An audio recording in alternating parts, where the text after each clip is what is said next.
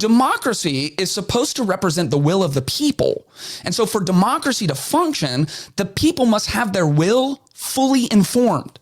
And so by silencing people, by removing them from the public square, and by rescinding people's rights to put forward the candidate that they want to, you're not saving democracy, you're infringing upon democracy. President Trump continues to be just surrounded by controversy, continues to be just almost targeted by an effort to do whatever it takes to keep him out of the race and off the ballots. And the latest measure is multiple states now removing him from the primary ballots and setting a precedent to be able to remove him from the general election altogether.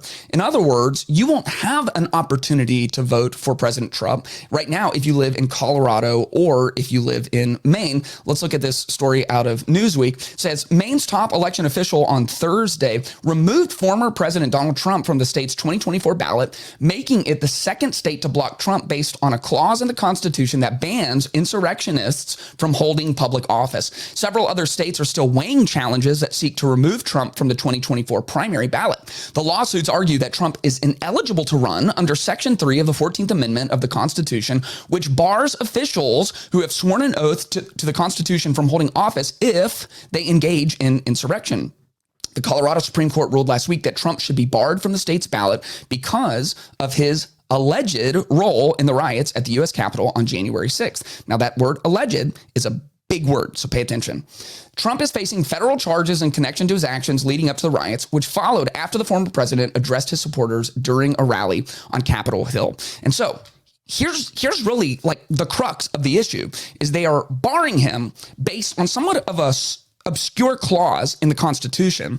And that clause was specifically put in after the Civil War for people who were insurrectionists against the Union, literally fighting to take themselves out of the Union of the United States of America, and that they were not going to be able to hold office. And now it is being used and potentially this is on the up and up. It seems spurious at best, but the real problem is what it said there, that the Colorado Supreme Court ruled that he should be barred from the state's ballot because of his alleged role in the riots.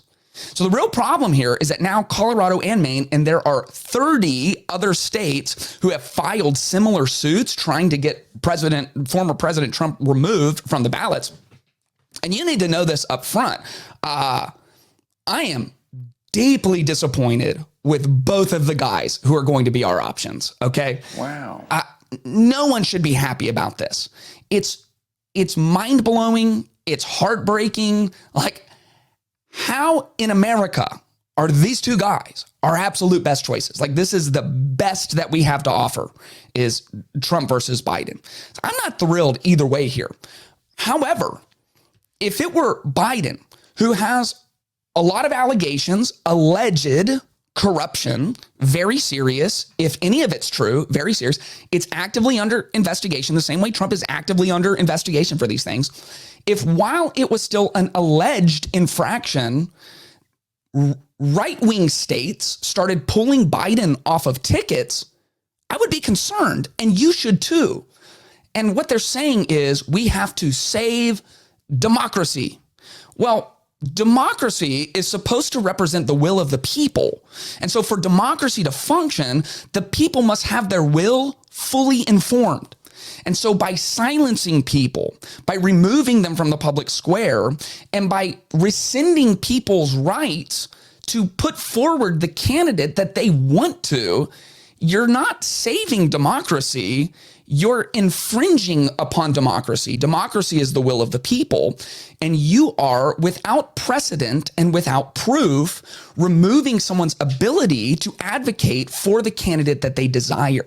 And so, look, there is a legal definition of insurrection, and someone can be legally charged with it, and maybe you completely think that Trump should be, but he has not. And so the people who are all the way on the MAGA train, and that's fine. If that's you, what you're going to think is they're using and weaponizing the justice system once again to silence this guy. And these are the kind of moves that actually start unraveling democracies, because the only option for your opponent is to take hold of those same levers of power and respond in kind and find ways to pull your guy off the ticket when there's nothing proven in the law or in the Constitution to be able to do that. And so the Supreme Court of Colorado, which very interestingly, all 7 of them are on the left, and that's known. And still, it's split 4-3. It's a split decision. They barely decided to pull them off. And what's very interesting is that the 4-3 split also was 4 justices who went to Ivy League schools, and the 3 justices who voted against pulling Trump off went to state schools.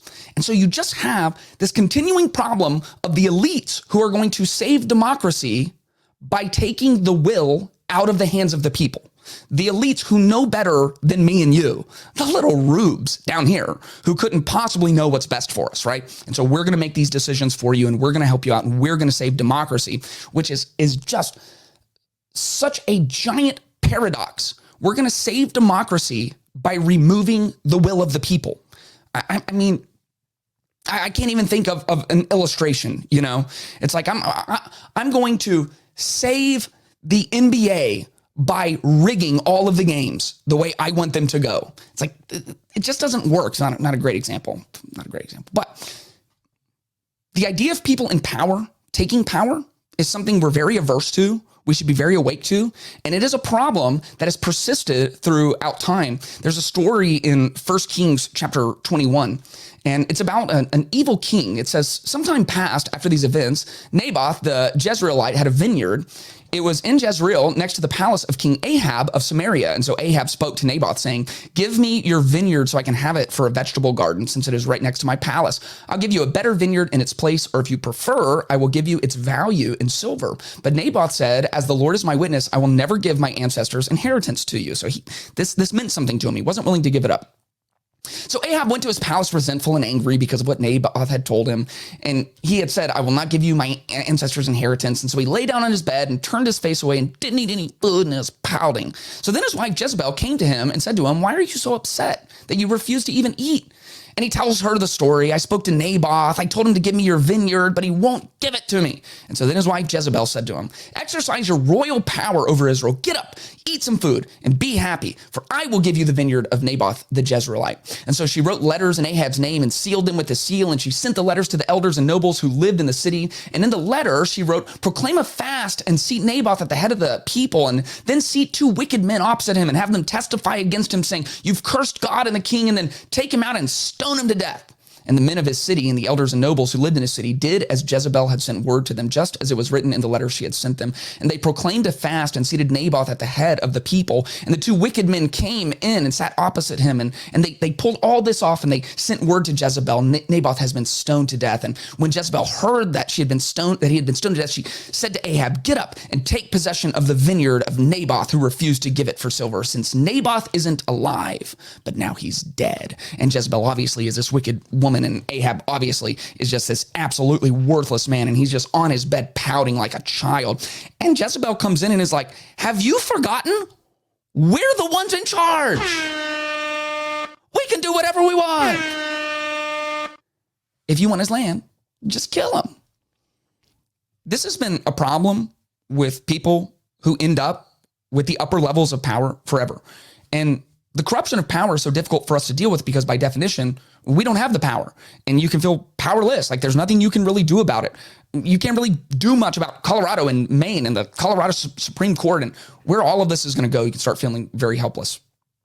What we need is for the people who are potentially going to lead us to not be hidden away or pulled out of the public square. We need to hear it and see it all, so that our will, our mind, our volition can be fully informed and we can make the best decisions possible. And maybe if we would do that, we would end up with better options than the 2 guys who no one wants to vote for.